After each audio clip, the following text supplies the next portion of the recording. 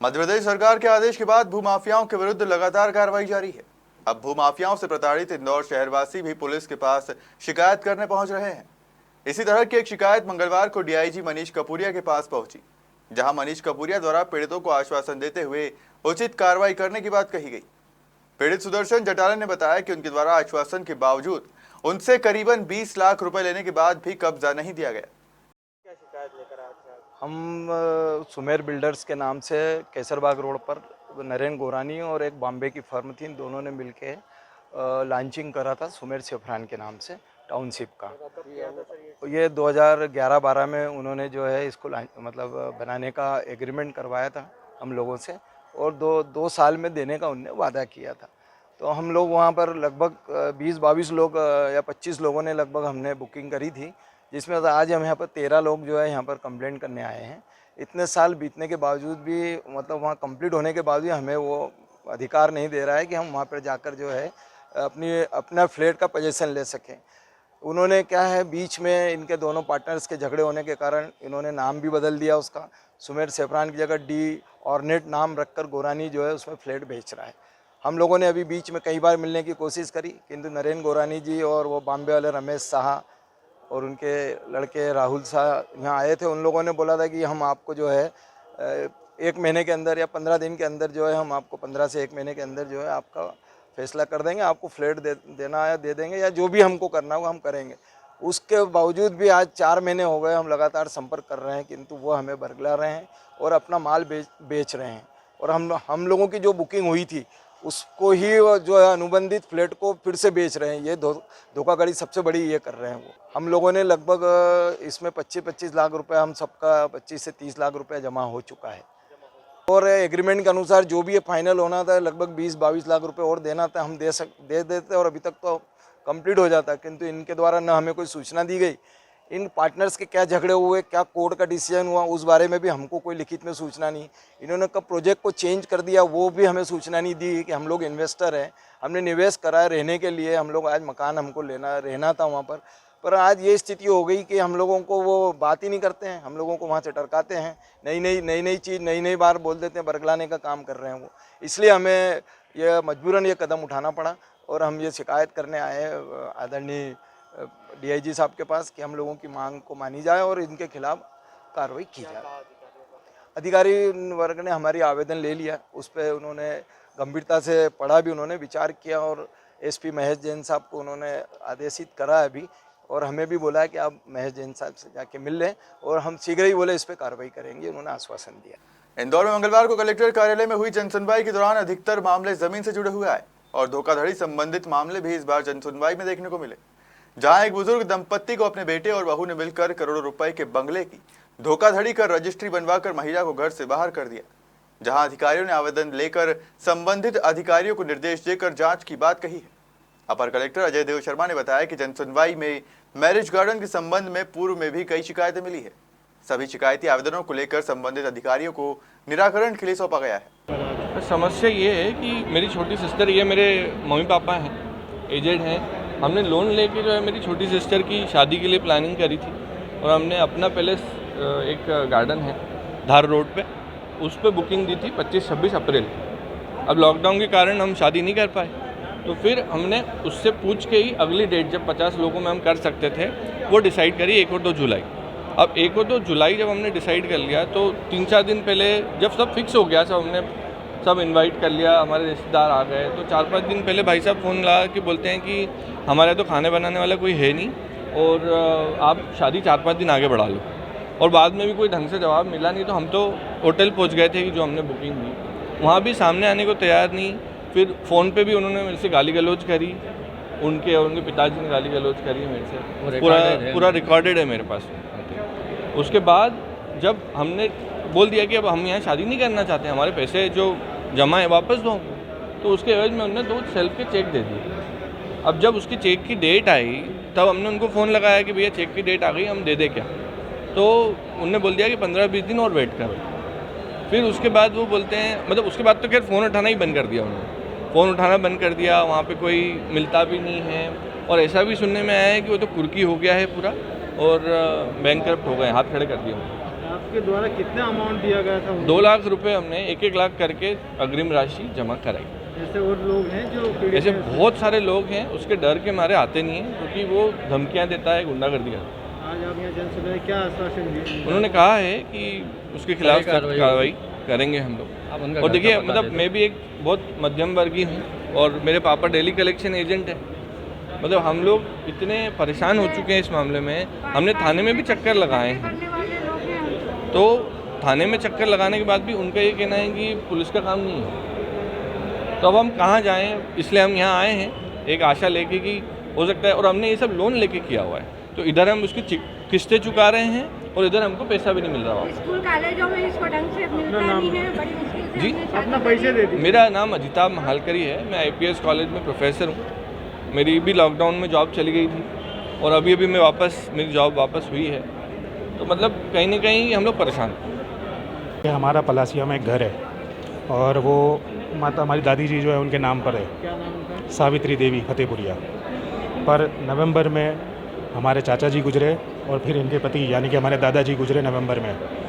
उन्होंने इनकी जो चाचा जी की जो वाइफ है विनीता फतेहपुरिया और उनके परिवार, दिसंबर में उन्होंने इनसे घर के पेपर साइन करा के रजिस्ट्री करा ली खुद के अकेले के नाम पर। कौन है? हैं? क्या नाम है उनका? इनके विनीता फतेहपुरिया, कौन है इनके? इनकी छोटी बहू। अब इनकी और 4 बेटियां हैं, एक बड़ा पुत्र है जिनका मैं लड़का हूं गगन। उन्होंने किसी की भी रजामंदी नहीं ली, किसी का NOC नहीं लिया। जो रजिस्ट्रार उस समय रजिस्ट्री करी है उसने भी किसी की परमिशन या NOC नहीं लिया, बिना सबकी रजामंदी के उसने भी रजिस्ट्री कर दी। हमको ज़रूर लगता है कि उसने भी कुछ काम गलत तरीके से किया है और माता जी की यही इच्छा है कि दोनों पुत्रों को बराबर मिलना चाहिए था और इनकी वही इच्छा थी, पर इनको पढ़ना लिखना नहीं आता और उस समय ये सूद बूद खो रखी थी।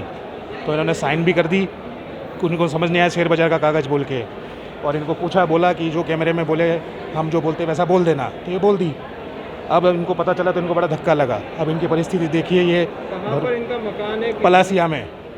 कितना कीमत का लगता है ये मकान? रजिस्ट्री में भी कीमत है 2.5 करोड़ की, 2.5-3 करोड़ की। तो क्या लगता है आपको इनको अभी किसी तरह की परेशानी है ही? इनके हाथ से इनका मकान चला गया।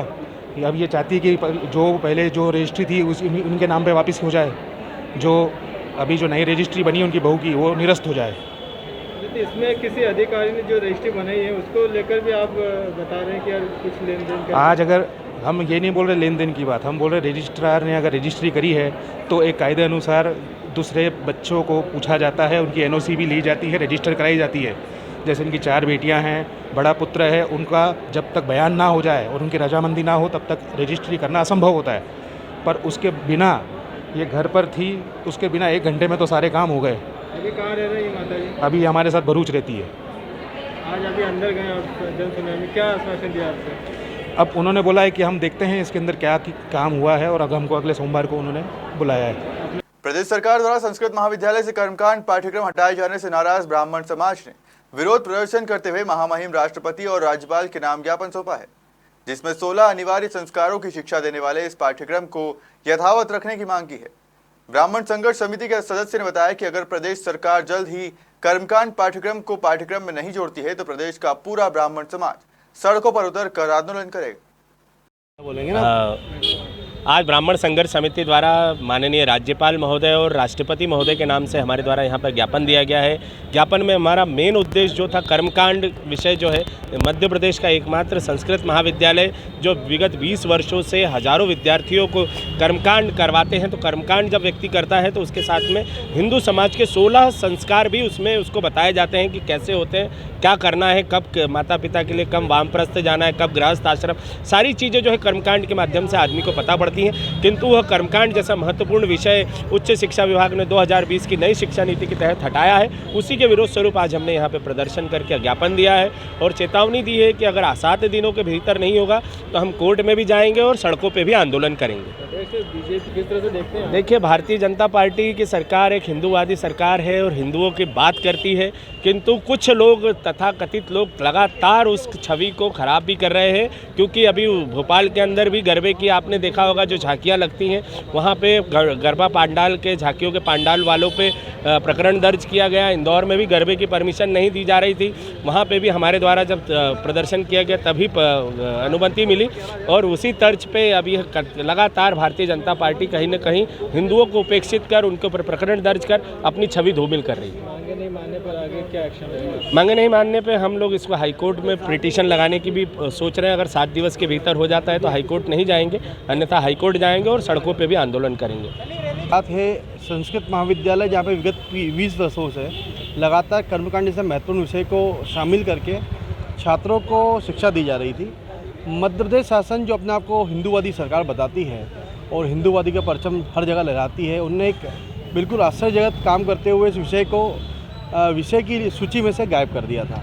कल जैसे ही मुझे मालूम पड़ा तो आज हमने पूरे ब्राह्मण समाज के और माननीय अनूप शुक्ला जी के मार्गदर्शन में ब्राह्मण संघर्ष समिति के माध्यम से आज आयुक्त को ज्ञापन सौंपा है एवं तुरंत इस विषय को, महत्वपूर्ण विषय को जो कोर्स की सूची उसमें शामिल करने की मांग करी है।